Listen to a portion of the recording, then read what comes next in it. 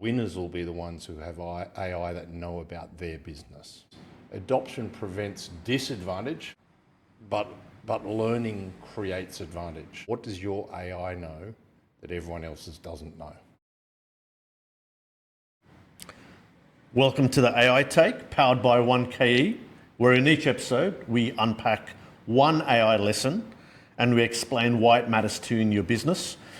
I'm Sidney from Sydney, and as always, I'm joined by Michael Chanter, CEO of 1KE. Michael, good to see you, and tell us, what's today's AI Take? Well, thanks, Sid. Today's AI Take is about everyone will have AI, but the winners will be the ones who have AI that know about their business. Okay, I think I know what you're going to talk about, but tell us, what do you mean? Well, what sort of got me thinking about this is some of the work we've been doing, and recently hearing from Mark Andreessen, and he was talking about how he calls AI a mirror of humanity. So it's the sort of sum of all of our knowledge, right?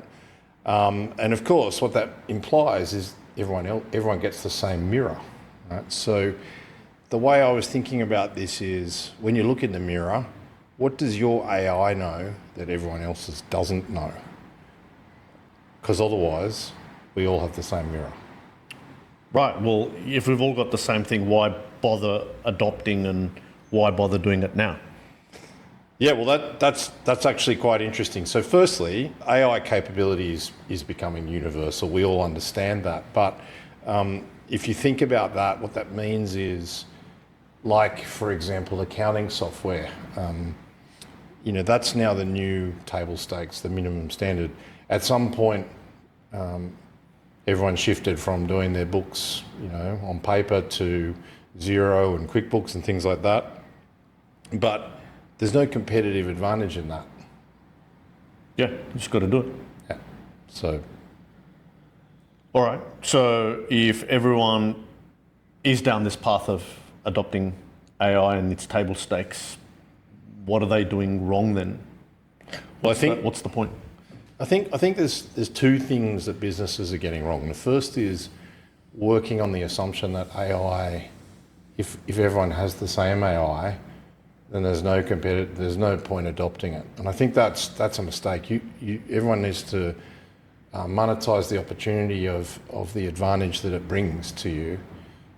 But the second mistake is to think that adoption alone creates a competitive advantage. And really, the way I would think about it is adoption prevents disadvantage, but learning creates advantage. Okay. Maybe it's similar to the early days of the web as well, where initially people were like, my customers don't buy from the web, or what I sell isn't on the web. Why do I need to be on the web?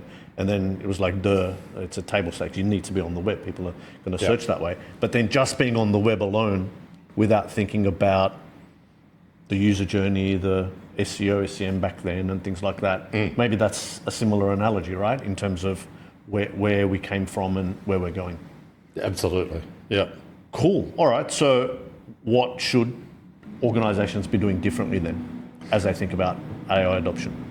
I think the practical takeout here is that every AI native platform really needs to be a learning platform, right? So what I mean by that is, if you're thinking about making an investment in AI, you need to be thinking not just what's the native advantage it gives me over the traditional, but how's it going to learn, remember, and improve over time. And it's a little bit subtle, but it's quite a big thing, because the longer it learns your organization, the more valuable it becomes as a specific differentiator for you.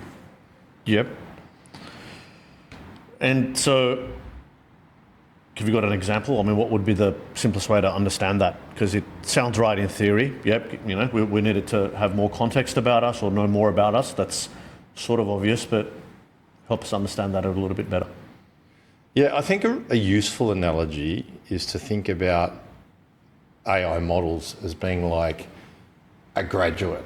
So when you're in a business and you hire a graduate, who joins your business, they may be the most brilliant, incredible thinker, but on day one, they don't have the experience and knowledge of what your organisation is and how you operate. Yep. So really, that experience 6 months later, after they've learned how you operate and they can do things the way you do them, is where you really get the value. So I think that's a useful analogy for people to think about in terms of AI adoption. Is think of the model as being the increasingly more brilliant graduate who still needs to learn about who you are and how you operate and what you do and the way you do it, because that's when you really magnify your advantage as a specific organisation.